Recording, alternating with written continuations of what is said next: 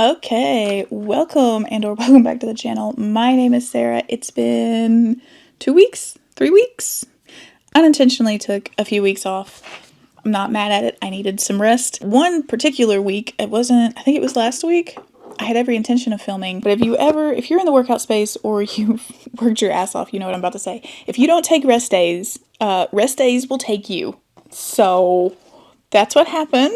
At least 1 week while I was gone. I woke up one morning and I could barely function. So that day happened, and then I just, you know how things have been going. I've talked about it before. Life's right now. But I have been reading. I have been reading some vibes books, some review books, some just whim books. So let's talk about them. The first 2 books I'll talk about were complete vibes, one of which I started a series. I'm not going to finish it. The first book served its purpose in the moment. The other book, I am going to finish a series as it comes out. I'm very excited about it. So the series I am not finishing is Psycho Shifters, The Cruel Shifter Universe by Jasmine Moss. This book was so amusing when I read it. It really was. I do not consider this high literature. I do not consider this even particularly good literature objectively. Like, it was okay. It was funny. I had fun. But I tried to read the second book and I was like, okay, I think I'm good on 1. So I'm done at 1. It was a very fun diversion the night I read it because it took me like a night to read it. It's got a very pretty physical edition. If you have not seen that, I do recommend looking it up. This is got some of the most ridiculous humor in it that I have ever read in a romantasy, but it is about a girl. I can't even remember her name. I don't know. It doesn't even tell me her name on the back. That's how little I remember about it. But turns out she is this like alpha shifter, which is super rare and unusual. And she gets caught up training with these 3 big broody male alphas. And it's just, that's it. There's very little spice in this if you're a spice reader, which is probably why I enjoyed it. Very little spice. It's just back and forth snark, which was funny. But I'm not going to continue the series. I liked it, but not worth continuing, I don't think. I've got other things that I'm much more excited about reading, so I will be moving on to other things. The other kind of vibes read that I just really enjoyed, and I am going to continue the series, is The Poisoner by Ivy Ophelia. This was a complete whim. I think I mentioned in one of the last videos I filmed, I was sad one day at Target and I thought, this is pretty, and I picked it up and started reading it like that night. And I enjoyed it. I really loved the first half of this. The second half lost me just a little bit, but I do love that this does not directly conclude this couple's story. So this does not end in an HEA. And I like where we left it and where we're going to go in the future. I'm very excited to see where this continues. This reminded me very much of Pits and Poison by R. Rada. I think if you liked that, you might like this. Or The Scattered Bones. It kind of has the same feel, like the same tone. So this could work if you liked those books. So this one, I will continue this series. So this is going on the shelves to keep. I liked it. Again, not like perfect literature, like nothing like super dense or super engaging, but it was very fun to read, and I did enjoy myself a lot with that. We'll talk about this last. Another book that I liked but didn't love, I picked up The Vanishing Cherry Blossom Bookshop. Actually, my husband bought this for me at Barnes & Noble. It was like a $5 book when you bought a coffee. And it's so pretty. I don't know if you can see. It's got like pink foiling on it. I really liked the look of it. It's very cute. It's about did I tell you what The Poisoner is about? Hold on. Back up. The Poisoner is about a young woman who poisons people. She helps women who have abusive husbands or men who won't leave them alone. She helps them to poison them, to either just outright send them to the shadow realm or to scare them off. And she brews a concoction that is supposed to affect this specific gentleman, but he waltzes into her shop the next day and they begin this like not rivalry, but almost competition. He's trying to catch her or get her, and he's toying with her, and she's trying to kill him, and he is not quite human. She doesn't realize that at first, and when she does, he becomes almost like a test subject for her, and she gets caught up in his world. I didn't listen to the audiobook, but I have heard the audiobook's really good if you like audiobooks of that type. So, back to the Vanishing Cherry Blossom bookshop. This is about a bookshop that appears to certain people when they are reading the same part of a story that the woman who runs the shop is reading. And the whole book is about recovering memories and reliving memories, maybe from someone else's perspective, and revisiting parts of your past you thought you had lost, and how that can tie to books and literature and how that affects our lives. And it was a lovely, lovely little story. I didn't fully connect to it, but I really had a good job. And it talked about, at the end, a Japanese children's author who I did actually pick up a book by, a collection of stories, and I'm going to read that. I think his name is Kenji something. It's laying upstairs on my desk.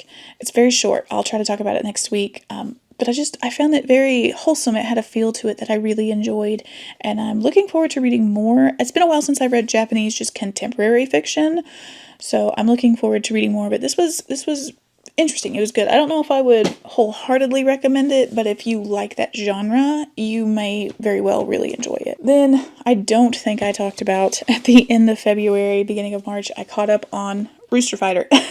This is volumes 7, 8, and 9.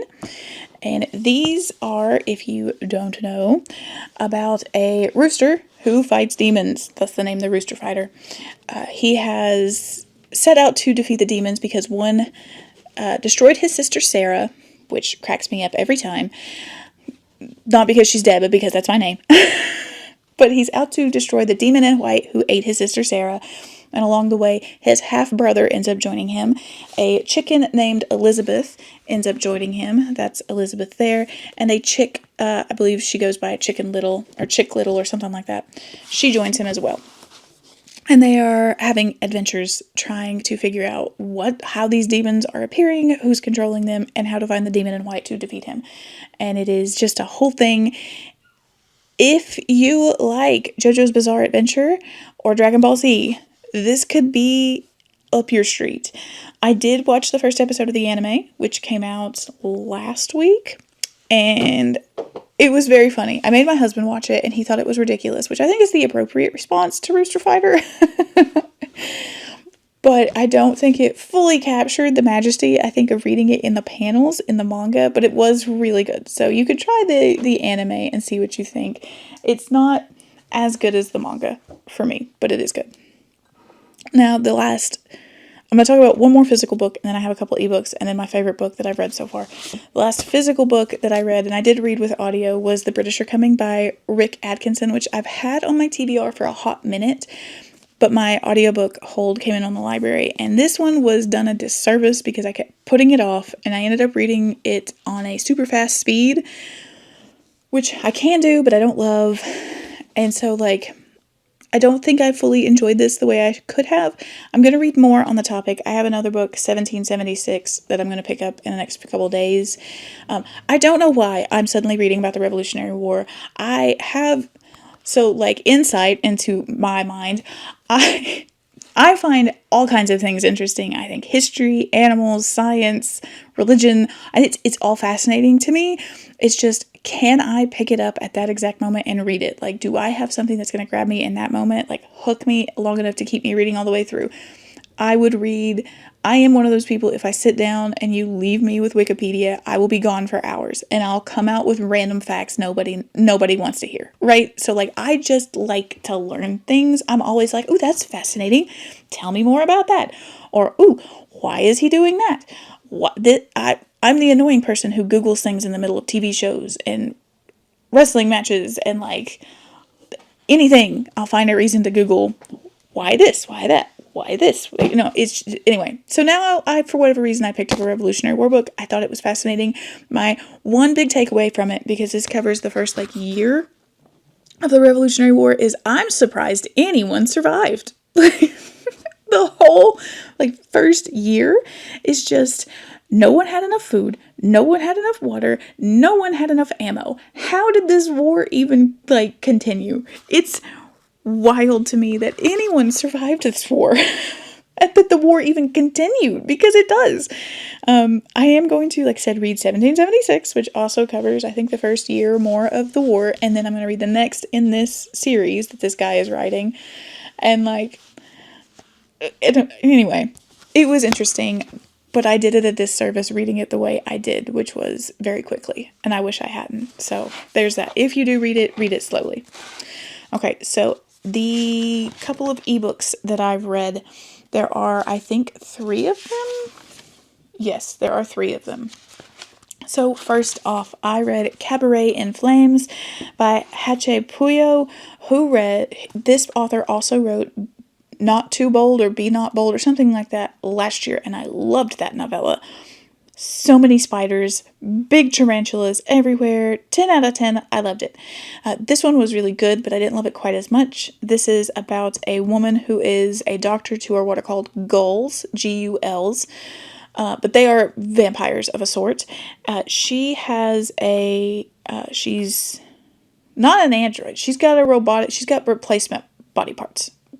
Her arms and legs were removed from her person. I'm not going to say how or why at one point in her life, and they were replaced with I forgot the word for these things. I am not wordsing well today. You know what I'm trying to say. She has mechanical arms and legs that they work. It's kind of science fiction-y because they work in like connecting to her neural space and stuff. It's interesting. But the story is about her helping a gull who comes and says, "Hey, I knew your mentor, and I think he's still alive." And she says, "Well, he's been missing for years." And within the first few pages, she finds out he's not really been missing for years. He actually has been in and out of the apartment recently where she lives. She just never knew it.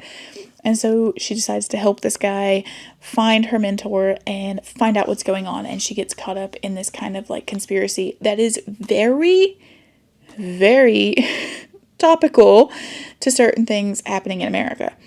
So if you don't want to read something that has some themes in common with The List, I'm not going to say the name because it's going to get my video shadow banned, with The List, The List, maybe skip that. If you don't mind it, it's worth picking up. It's really heavy. It doesn't do a lot of on-page action sequences or conflict, but what we do is we deal a lot with the psyche of our main character and what happens when she's triggered by things, and we'll just leave it there. I thought it was really good. I really enjoyed it, but it wasn't a complete 5-star like the author's original work was for me. A 5-star though. Doesn't come out till the end of the month, so I don't have my copy yet, but Wolfworm by T. Kingfisher is so good. This one really hit every button I have. I really enjoy vampire books. I do. I can't help it. There is a vampire blood sucker, blood thief, whatever you want to call it. In this, there is a creature that deals in blood and bugs. So many bugs. The main character of this is an illustrator who is hired by a really grouchy old man in the woods. It's like 1886, I think. It's in North Carolina. He lives out in a house in the woods, and he is writing a book on bugs. He's writing this big like encyclopedia on bugs, and he needs an illustrator, so he hires her. She normally illustrates flowers for her father who has passed. So she's like, okay, I'm not so familiar with bugs, but I need a job. I have to have a job. So she goes down, she starts working, and things are weird. Things are real weird. For example, one night she looks up and there's a raccoon that does not look healthy trying to get into her house. If you know anything about raccoons, that's not normal. So, weird T. Kingfisher vibes, very dark and broody almost. And then we start to find out she's focusing right now. Her current project task is to illustrate these parasitic bugs. And that theme continues. If you don't like bugs, like under the skin, you don't like the idea of things biting you, or heaven forbid, putting eggs under your skin, this is a hard skip for you. I'm gonna tell you right now, don't even look at it. It's got so much parasitic bug in this. Like there's bugs dripping off of bodies, and don't read it. But if you like bug horror like myself, it's a very good one. It's a very good one. I really enjoyed it. I can't wait to get my physical copy and see what the illustrations she does for the inside flaps are for. So yes, but I will also say, anyone who's seen my videos before, I love T. Kingfisher. Like that's my favorite author. So I could very much be biased. But that was a big yes for me. I really ate that up. It was delightful for me. It was delightful. But most of my friends won't be able to read it. I know that. So Just fair warning. The other ebook that I have read, Your Behavior Will Be Monitored by, and I didn't write that down, Justin Feinstein? This is another very short one. It's 256 pages. This is, it kind of reminded me of, not at all what its like topic is about, but kind of, because it's in the tech world, this one reminded me of For Human Use. I don't know why it came out that way. This is about a man who is hired at a tech company that is starting the first AI rollouts of these like super intelligent AIs for specific jobs. The one AI they have already rolled out, his name is Sam. He drives people's cars, and he specifically drives all the employees for this company, but he also drives public cars as well. And they're getting ready to roll out another AI to the broader public to do with marketing and advertising for personalized ads, and our kind of main character is hired to train her. And it's about them trying to, quote unquote, prevent the AIs from gaining sentience. I mean, I guess you can kind of assume where the story goes. It does some things that I didn't fully expect, and I also loved the way that it was written. It's written in a collection of chat logs, records, and like emails, which I love mixed media. I love me like an epistolary or mixed media story, so this was perfect. The ending was what I wanted it to be. The bad people get it and the good people, things, whatever, win. So if you like stories about AI, tech startups, where technology could go, that sort of thing, I think this is definitely worth picking up and reading. I think this comes out in April. It's from Tachyon, if I recall correctly. And it's fun. I liked it. I liked it a lot. And I would recommend it, especially if you like science fiction, especially about AI. And the last book, my favorite book so far in March, is Artifact Space by Miles Cameron, and I am so behind on reading this. I know I am. I'm so sorry. This came out in January, and I read this both physically, on ebook, and on audio, all of which I would recommend. The audiobook, the narrator is a little slow, but just speed her up a little bit, and she's beautiful. Her voice is perfect for Navarro. This is about Navarro, who is a young woman, grew up in an orphanage on the space station. Hold on. Yes? What is it, princess? You want to stay down here with me? Okay, I'm almost done. You can sit over there as long as you're quiet. Okay, don't be making a whole bunch of sounds, okay? Okay. I'm almost done. But after you're done, can I tell him hello?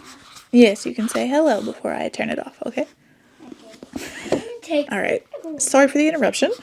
This is about Navarro, who grew up in an orphanage on a space station, and all she wants to do is she wants to serve on the great ships, where these giant spaceships that fly throughout space, trading exoglass and other things back and forth. Now, exoglass is a very important trade item that this alien race makes, and basically all of humanity relies on for our space stations and ships. My daughter is on the other side of the camera being goofy. And she wants nothing more than to serve on these ships. And you find out what happens to her on these ships. It's a slow build. She gets on the ships in a not quite totally honest way, but the ship accepts her anyway. We have a fantastic character in this ship, AI, and then she meets some wonderful friends and family, found family, on the ship, and I just found myself absolutely enthralled. I loved this a lot. The second book, Deep Black, I think comes out either this month or next month. Cannot wait to read it. Highly, highly recommend Artifact Space for science fiction fans. This was in fact indie published, I think, or small press published before Saga Press picked it up. But if you haven't read it yet, 100%. And I love the new cover. My book is beat up, but that's okay. Gummy noodles. Yes, she has gummy noodles. Hold on just a minute. Let me talk about what I am reading. So what I am reading, because she wants to say hello, let me tell you what I am reading before I sign off and let her say hello, is Daughter of Crows, which is the new Mark Lawrence book. And let me tell you, when they approved me for the new Mark Lawrence book, I stood up and cheered. because I've never been approved for a Mark Lawrence, and I have always wanted to read one. So this is Daughter of Crows. Hey, I'm still talking. And it is about a 60-year-old woman who was once trained as an assassin. She's trying to live a quiet life out in a quiet town.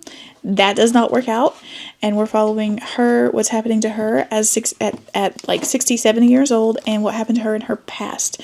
And we learn about the Kindnesses, who are these 3 women. They're always assassins, and how they are, like, what they're doing in the world, that sort of thing. It's very dark, bloody, grimdark.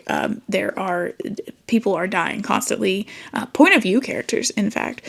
I am loving it. I am about 30% of the way through it. I plan on finishing it very, very soon. So far, that's a big recommendation from me. The other book that I am reading, which I was going to put the dust jacket on, but I guess not, is Whack Job, A History of Axe Murder.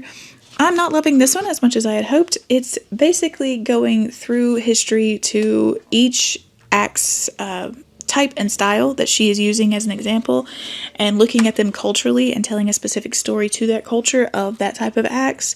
But it's not really breaking it down in the way I had hoped it would. But I am enjoying it. It's short, so I should hopefully finish it soon. Hey, big girl. Wait. So I should hopefully finish it soon. But that is my physical nonfiction book. And my audiobook read right now is The Trident and the Pearl, which is really good. I don't know what to think of it yet, but I'm really liking it. It's a romantasy. It's a very intense romantasy. I'll say that. It's very intense, but I like it so far. It's by Sarah K. Wilson, who I think is a indie author who is turning trad with this release from Orbit. But that's everything that I have read so far in March and everything that I'm currently reading. Thank you so much for watching, y'all. I'm going to let baby girl say hello. Like, comment, subscribe, all that good stuff. And do you want to come say hello? We're not going to talk for long, okay? Just say hi. Just for a little bit. No, just come say hi. Sorry. Don't hold it all the way. Let me hold it. I don't want it up all the way in your face. To lean into it. What have you read recently? Have you read any books recently? Daniel Tiger. Yes, we read the Daniel Tiger book. Do you remember what it was about? It's not down here. Do you remember what Daniel Tiger was about? Princess Donut. That is my Princess Donut. It doesn't quite look like the right Princess Donut, but I call her Donut. She's cute. She is cute. Hey. I have a lemonade stand down here. Yeah, it's over there, huh? Yeah. Hey, I asked you a question. Huh? What was your Daniel Tiger book about? Camping and shopping and stuff. Yeah, we're starting to read. Boop, boop, boop. No, ma'am. That makes a sound that reverberates. It's not good. Can I hold it? No, I'm going to hold I it. want to hold it. Can you say bye-bye?